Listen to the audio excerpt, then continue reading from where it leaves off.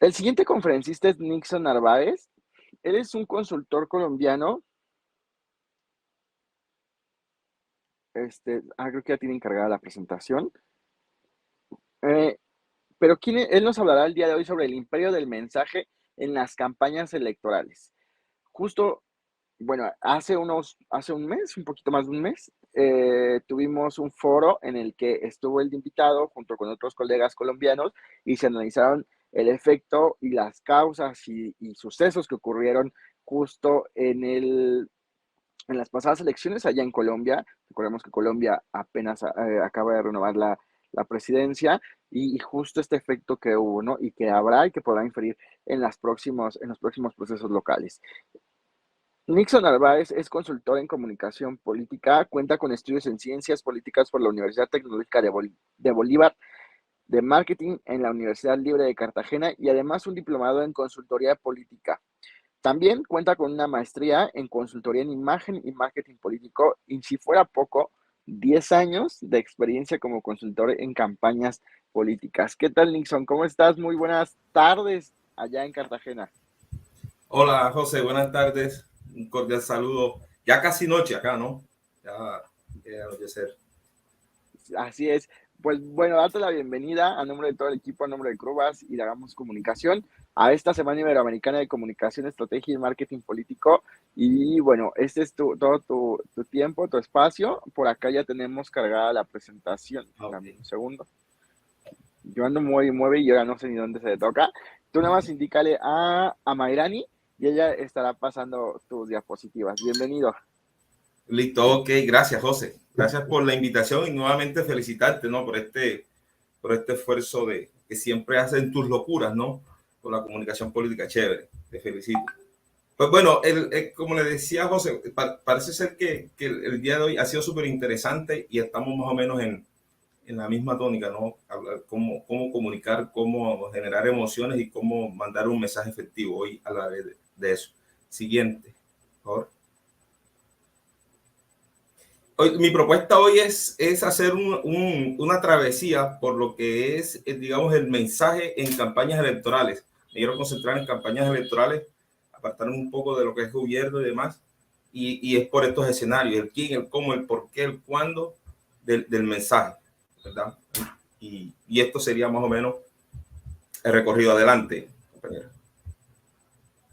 Y empezamos con el qué, ¿verdad? ¿Qué es el mensaje? El qué, el mensaje. Una definición muy común que encontramos del mensaje es la imagen más contenido. Pues yo a eso le agrego que el mensaje es el ADN de la campaña. Es lo transversal a todo el ejercicio de la campaña, ¿verdad? Es lo que le da sentido a la campaña. Por eso esta definición de imagen más contenido podría perfectamente ser la forma más el fondo. Ojo, porque muchas veces esto lo define. Voy a empezar con un ejemplo. ¿Sí? Decir, por ejemplo, que tenemos un candidato que construye una idea, un mensaje sobre la inclusión, ser el candidato de la inclusión, ¿verdad?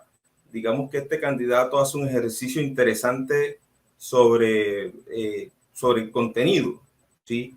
Segmenta bien, construye unos buenos relatos, estos pequeñas historias, este storytelling segmentado, tiene una buena estrategia de digital y sabe llegar, digamos, a los diferentes sectores generando emociones, digamos, en tierra, en aire, tiene, digamos que todo un ejercicio desde el contenido ideal. ¿Es suficiente?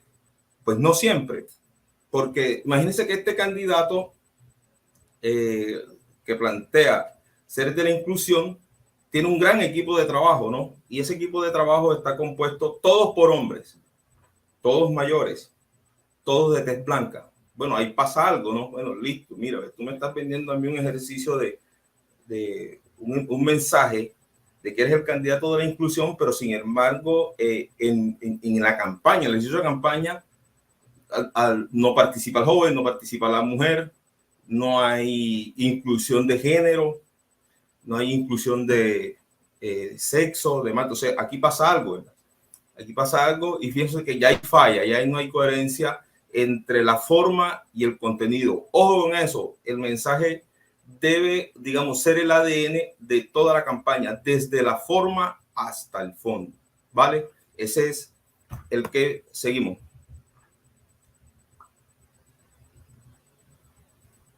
Aquí tengo tres propuestas de definición que pueden más o menos explicar esto que es el que del mensaje.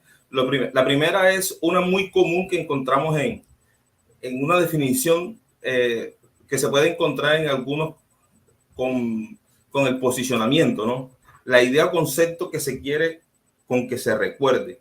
Este perfectamente lo vamos a encontrar en la definición del posicionamiento, en algunos escritos.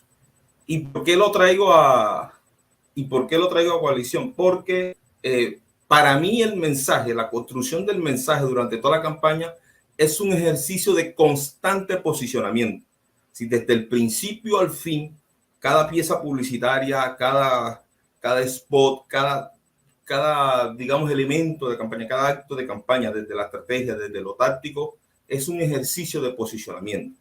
¿Sí? Por eso el mensaje siempre tiene que ser coherente, siempre tiene que ser sencillo, siempre tiene que ser ordenado, ¿no? Que es otra de las definiciones. Imagínense a este ejercicio que pusimos el candidato anterior, sí, que planteaba ser inclusivo, pero en la forma de la campaña, pues no lo era tanto. Entonces no era coherente el mensaje, ¿verdad?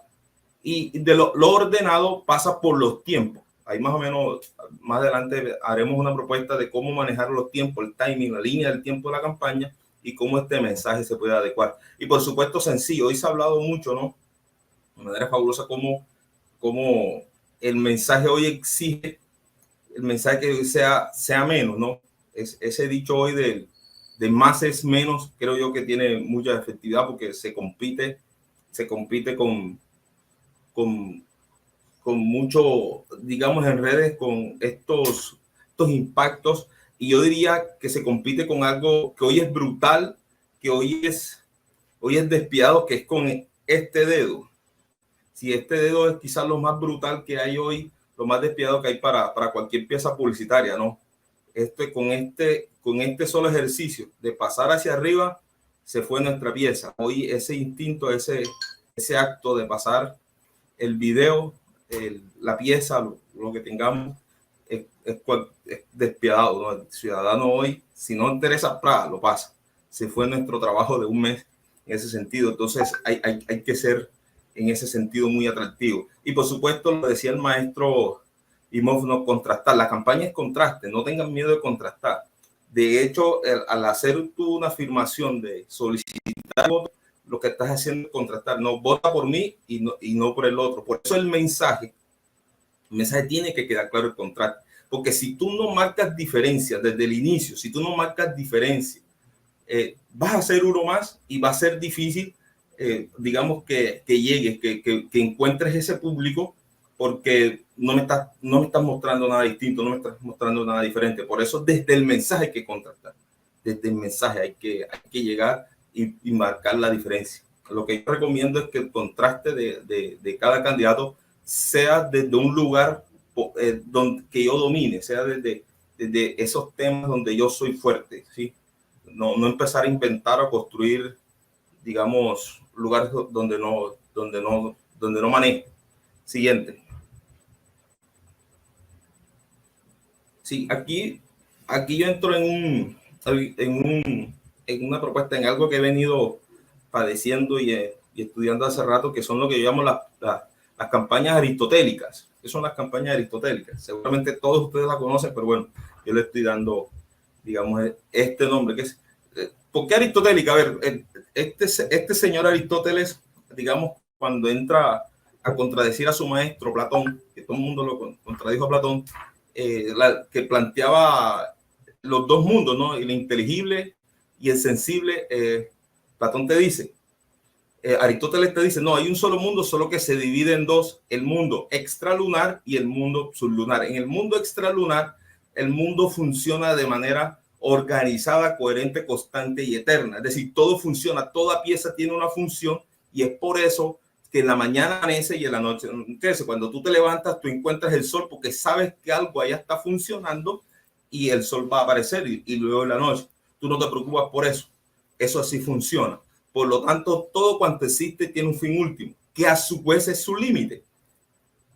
¿Cómo traspolo esto yo a las campañas? Seguramente han encontrado mucho. Colocar un ejemplo de alguna vez en una ciudad de aquí de Colombia, ¿no? Me invitan a trabajar el candidato y cuando ellos me invitan, ellos hacen un ejercicio interesante, ¿no? En ese municipio, en esa ciudad, más o menos el 36% de la participación electoral es menor de 40 años, es decir, la población juvenil era relevante para las elecciones. Y entonces ellos deciden hacer una plataforma política. Me invitan el día del acto de la construcción de la plataforma. Entonces yo llego ese día y veo que todo funciona, ¿no? La convocatoria, la logística, más de 1,000 jóvenes, todos vestidos de rojo, con bandera, y espectacular, una fiesta. Claro, cuando yo me encuentro con el candidato, le digo, genial. Entonces, oh sorpresa, que él me dice, bueno, ¿y ahora qué hacemos? ¿Y cómo así que ahora qué hacemos? ¿Qué les digo? Pero ¿cómo así que qué les dice? Sí, ya aquí están reunidos, lo hicimos, fue un éxito, pero ahora, ¿qué les decimos? No tenían ni idea qué hacer. Es decir, saltaron un paso fundamental. Y es que y pasa mucho, ¿no? Son estas campañas que cuando se construye, incluso hacen investigación, saltan esa parte de la construcción del ADN o del mensaje de la campaña y pasan el escenario estratégico, ¿no? Pasa el escenario estratégico. Y esta es quizás una de las lecciones más importantes que hay en la campaña. La estrategia es importante, es fundamental, pero debe estar al servicio del mensaje. La estrategia debe estar al servicio del mensaje. ¿Qué pasa con estas campañas? Confunden y engañan mucho. Yo no sé, quizás esto sucede en toda Latinoamérica. Vemos candidatos que organizan meetings, que organizan caminatas con 1,000, 10,000, 5,000 personas y son éxitos y son ríos. Pero luego, ¿qué? Es decir, vamos, le tiramos el discurso 3, 4 horas de pie a esos ciudadanos, le tiramos el discurso y todo el mundo para su casa. Y luego, ¿qué? Sin seguimiento y demás. ¿Por qué son engañosas? Le digo yo, una patología normal. Porque es que funcionan. A todo el mundo se le da una función. ¿Sí? Son piezas. El de la convocatoria funciona, el transporte funciona, el refrigerio funciona, pero resulta que ese es su límite. Llegan hasta ahí. ¿Sí? No hay seguimiento, no hay control. ¿Y luego qué? No hay un mensaje, no hay un ADN, no hay una forma de hacer parte protagonista de ese ciudadano. Ese era el límite. ¿Sí? Convocar, que esas piezas funcionen para convocar, para llenar un salón y demás. Este es quizás un escenario muy común en toda Latinoamérica y ojo con eso, ¿no? Ojo con eso porque caemos mucho en ese ejercicio. Siguiente.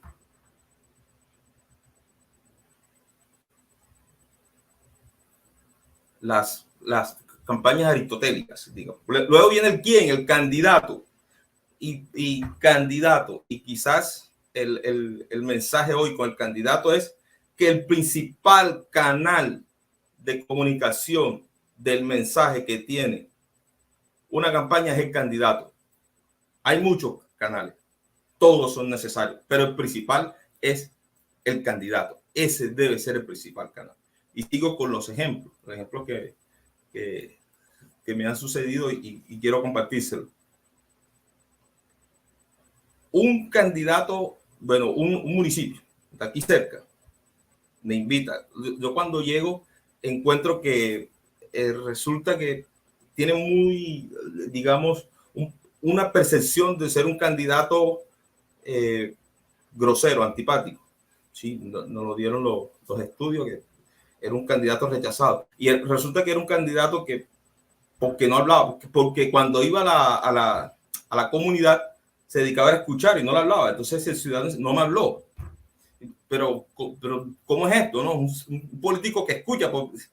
¿Cómo así que durante años se ha criticado que llega un candidato que solo habla y no escucha? Y tengo este candidato que debería ser una fortaleza, que les gusta escuchar, termina siendo una debilidad, ¿verdad? ¿Qué descubrimos? Sobre todo en redes sociales, que el fotógrafo del candidato, que también era que manejaba las redes sociales, él veía esto y le pareció una debilidad. Entonces, ¿qué hacía él? Él esperaba esos pocos segundos cuando estaba en la calle, que él expresaba algo al ciudadano, el encuentro, ¿no? Un encuentro que duraba 1 minuto, 40 segundos el candidato escuchaba y él hablaba 20 segundos. El fotógrafo disparaba el flash de la cámara en esos 20 segundos, porque le intentaba retratar el momento que el candidato hablaba. Sí, el candidato hablaba. Claro, y eso lo llevaba a redes sociales. Entonces se generó la percepción que era un candidato que expresaba mucho, que hablaba mucho. Claro, cuando él hacía el contacto, lo que en marketing llamamos el momento de la verdad, que es cuando el producto se encuentra con el ciudadano, con el consumidor, es ahí donde el producto se define si va a haber segunda oportunidad o no. Cuando este candidato llegaba al territorio, a ese ciudadano tenía una expectativa, ¿verdad? De que iba a conversar. Resulta que este candidato se quedaba callado. Muchos de ellos interpretaban eso como grosero. ¿Cómo así que si yo veo contigo, yo veo en redes que tú le hablas a todo el mundo, aquí vienes y no me dices nada, te quedas callado? Evidentemente te quieres ir, o sea, no quieres estar acá.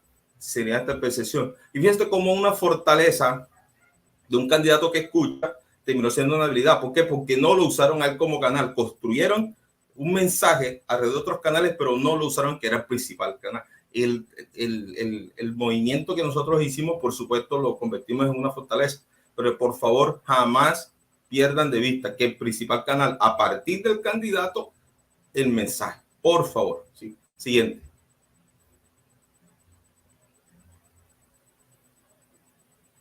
La gaviota de Schumpeter.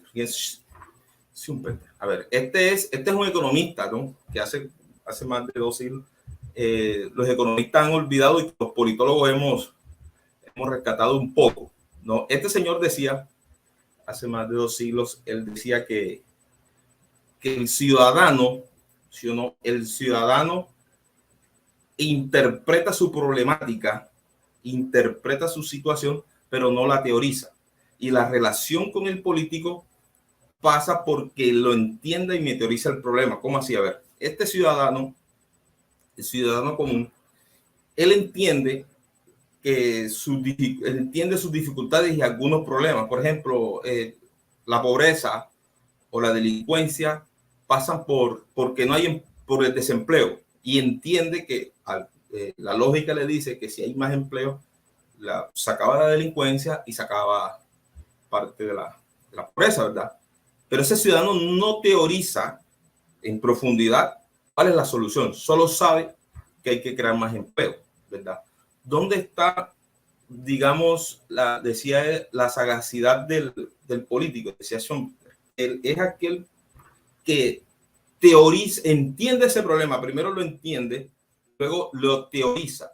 ¿Qué pasa con ese político? Se convierte en la gaviota, en la gaviota líder, en la gaviota que guía, ¿sí? que lleva la bandera, ¿sí? Que encarna la bandera, que lleva su causa y sigue, y así las gaviotas lo siguen, ¿verdad? Entonces, cuando el mensaje es claro, cuando el mensaje es sencillo y cuando el mensaje me dice algo relevante para mí, ¿sí? Que tú me vas a llevar a buen puerto, a donde yo quiero llegar, las gaviotas te van a seguir. Es por eso que el mensaje tiene que ser relevante, eso tiene que decirme algo. Por eso es que la investigación es importante. Levanta una bandera. Si tu mensaje tiene que ser una bandera, tiene que ser una causa, ¿sí? Y te van a seguir. Estas gaviotas te van a seguir. Quizás yo entiendo que tú nunca has llegado allá, pero sabes dónde quieres ir y por eso yo te sigo, ¿sí? Por eso todo candidato definitivamente debe convertirse en la gaviota de Schumpeter, ¿verdad? Sí. Siguiente. Pasamos al cómo, ¿no? Este tema, dime algo y quizá vote por ti.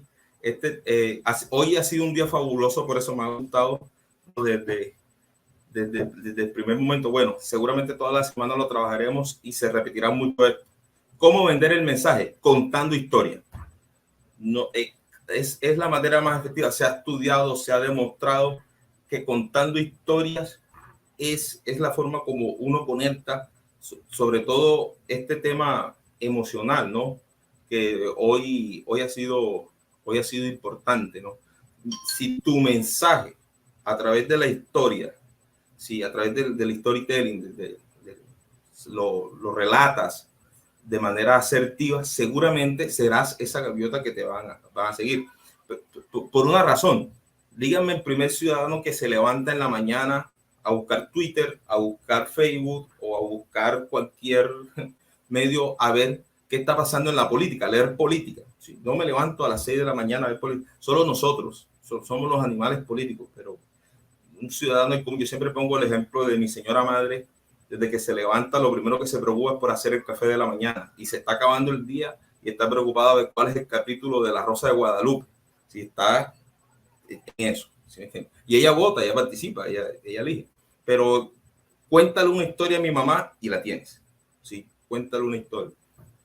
¿Cómo llega tu mensaje de manera efectiva? Cuéntale una historia. ¿No? Si no, miren, ahí está Tyrion Lannister. Si no, mírense la serie Juego de Tronos y cómo este señor hizo dos cosas en toda la serie, ¿no? Tomar mucho vino de manera brutal y contar historias. Siempre tenía algo que decir, siempre tiene una historia. El enano más famoso del mundo. Adelante. Llamado de advertencia. Es con política, por favor. Estamos en campañas electorales, estamos haciendo una campaña política para triunfar y se nos olvida que es con política. Sí, normalmente creo yo que hemos caído en un juego lamentable, es que le dejamos todo el peso, toda la carga a la comunicación política, a la estrategia, toda. Entonces, la comunicación y la estrategia soporta, sí, como que soporta todo, ¿no? Soporta todo. Y es lamentable. El caso de Colombia, digamos, en las últimas elecciones, seguramente será muy estudiado el caso de Rodolfo Hernández, que fue muy sano, incluso para la política colombiana, sí, toda su estrategia de comunicación, sobre todo la digital, pero soportó toda la campaña en la estrategia de comunicación, ¿sí? Y a la hora de hacer política falló brutalmente y pierde la presidencia. Creo yo que es por eso, porque se olvidó que es con política. A diferencia del candidato Petro, ojo, sin negar el ADN de la política. Si el candidato Petro, por ejemplo, proponía el cambio, si él era el candidato del cambio, ¿sí? Esa era su bandera, esa era su causa, el cambio. Pero entendía que para ganar la presidencia necesitaba de estas estructuras, ¿no? Estas estructuras tradicionales.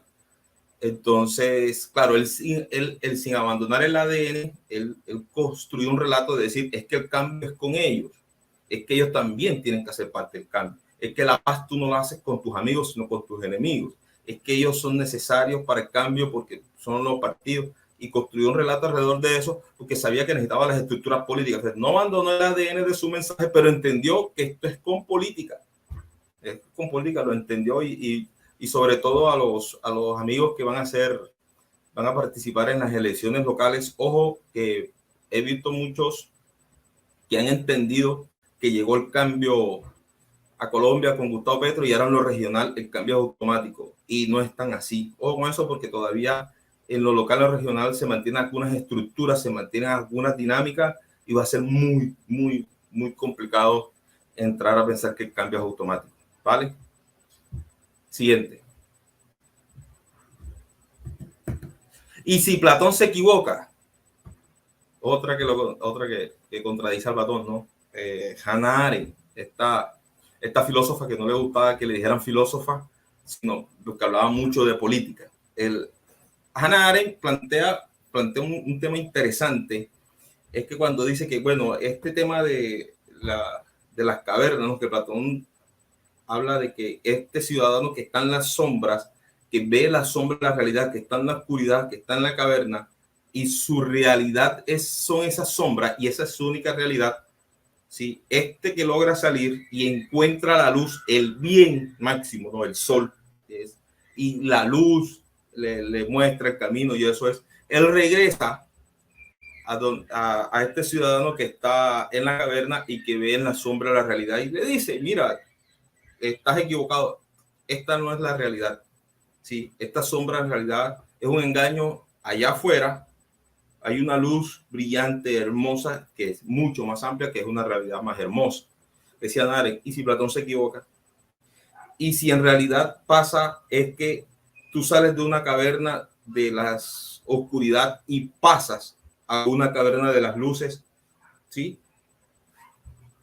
En realidad, ojo con esto, porque si a veces creemos ser los iluminados, ¿no? Los que tenemos la verdad, y a veces simplemente estamos en otra caverna, que es una verdad absoluta.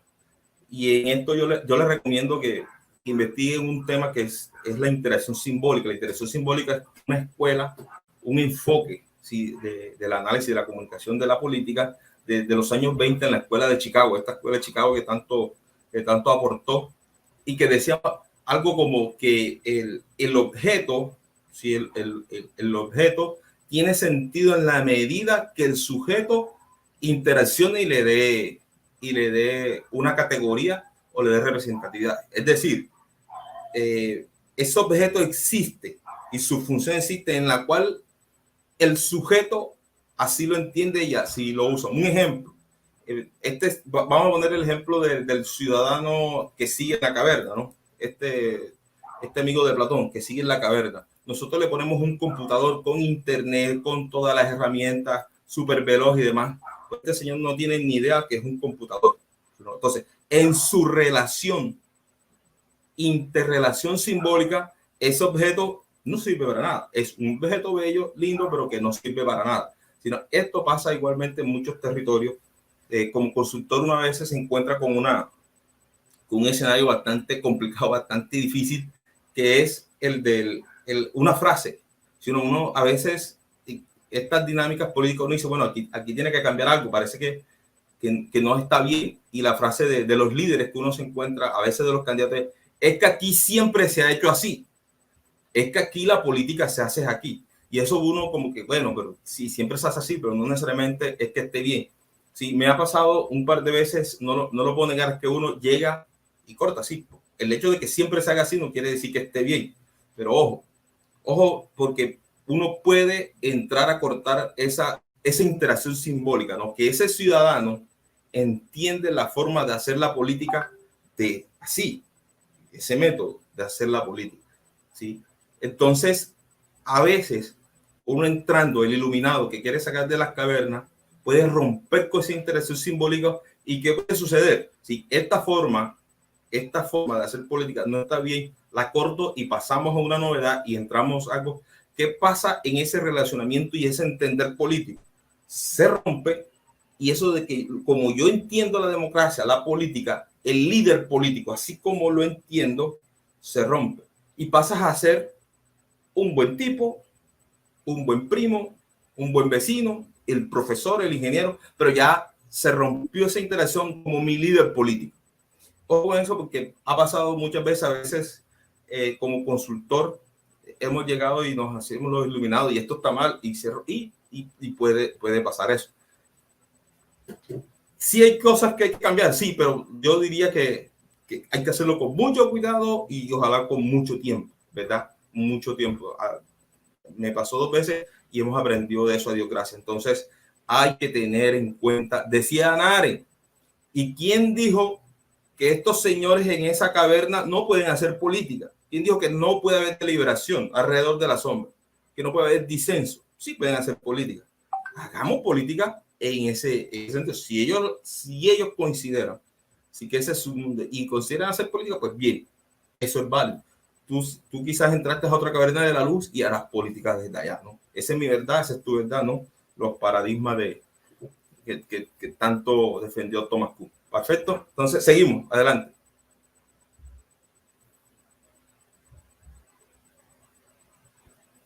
En el futuro, cuando dirán el cambio, quizás nosotros hoy no lo entendemos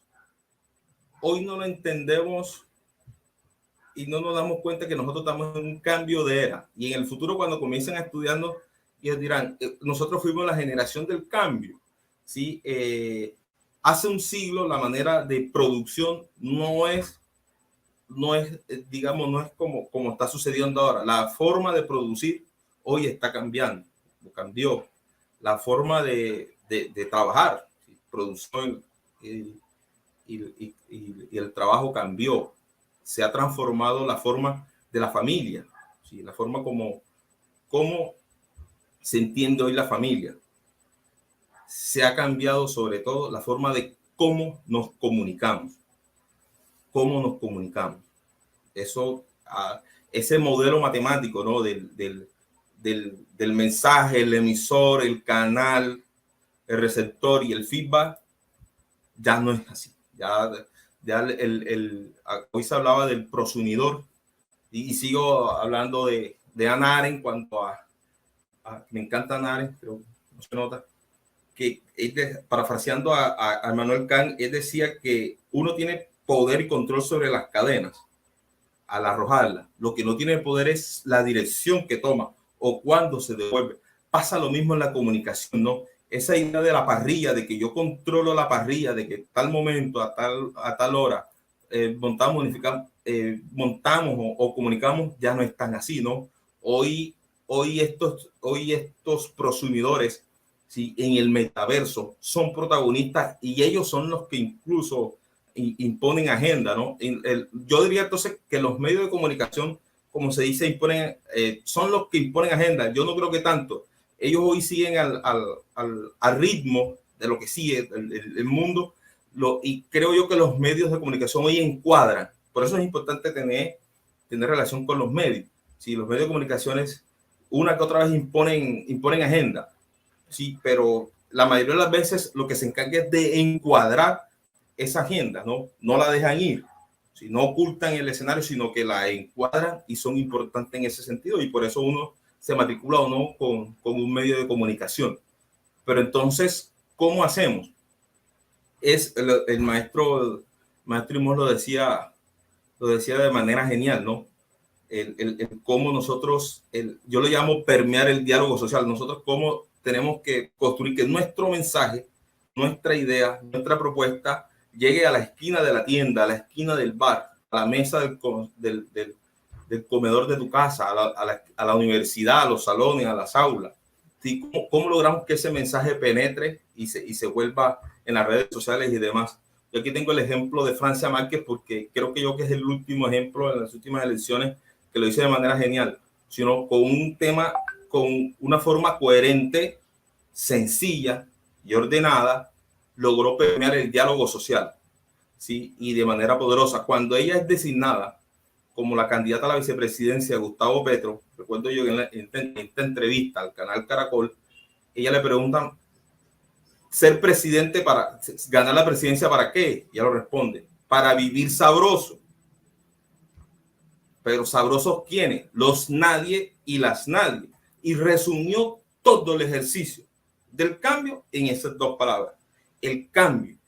¿Para qué y para quién? Entonces, este ciudadano que está allá entendió que esa era su gaviota. Ah, ok, cambio. Pero eso del cambio, ¿qué? Cuéntamelo bien. No, para vivir sabroso. Y ella construyó un relato alrededor de vivir sabroso, ¿verdad? Sí, pero ¿quién? Los nadie y las nadie. Y se tiene claro quiénes son los nadie y las nadie, ¿no? Hoy yo puedo apostar que en el próximo plan de gobierno de Francia va a haber algún... Nos queda un minuto, Nixon. ¿Cuánto? Un minutito. Listo, la última diapositiva y le regalo esto, el cuándo. Es lo importante. Ojalá le tenga un pantallazo. Esto se lo aprendí al gran maestro Solá en la última diapositiva, que son los cuándo, son los tiempos que yo recomiendo para la campaña. Ahí se los dejo de nuevo. Gracias, José, por esta invitación, por tus locuras, ¿no? Siempre inventando, construyendo cosas que ayudan mucho a lo que es la comunicación política, y bueno, ahí siempre a tus órdenes. Ahora, ahí están mis redes sociales. Bueno, hoy, José, quiero hacer un regalo, un libro. Si quiero hacer un libro de comunicación política ahí, que tenemos por ahí para hacer para los candidatos, los que van a participar. Entonces me escriban en las redes sociales y ahí con gusto. ¿Vale? Adelante, Nixon, no hay ningún problema. Sigan a Nixon para que les indique, pues, que si quiera ganar este libro, cómo lo podrán hacer. Y pues bueno, como lo dices, Nixon, gracias de verdad a cada uno de ustedes, de los conferencistas, porque siempre en estas locuras, como yo le digo, y como ahora tú precisamente lo has citado, nos apoyan. Tú has sido testigo de pronto de las ideas que tenemos.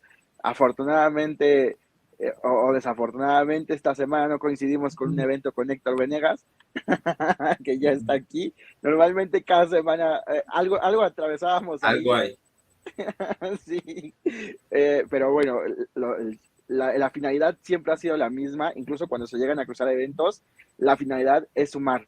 En ningún momento es hacernos competencia o vernos como competencia, no, al contrario, nos gusta sumar.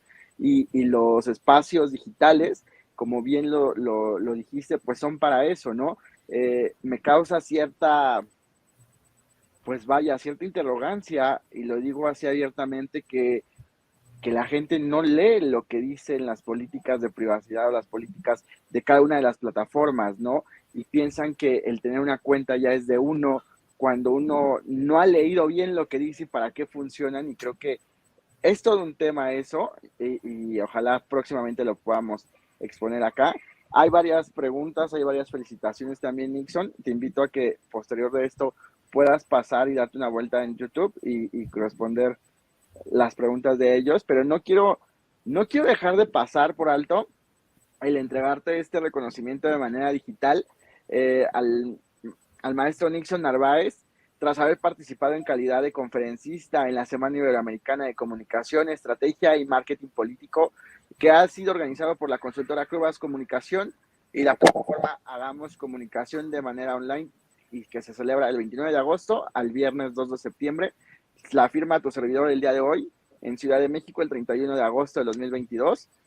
Y pues bueno, Nixon va con el respaldo de grandes amigos, grandes aliados también, y te lo haremos llegar el día de hoy un poquito más tarde. Ok, bueno, gracias, José. Un abrazo y muchos éxitos. Muchas Saludos a gracias, fuerte todos y a abrazo. todas. Un abrazo hasta Cartagena, por ahí tenemos una cita Claro pendiente que allá. sí, acá lo esperamos. Sí. Claro que sí. Hasta luego, Nixon.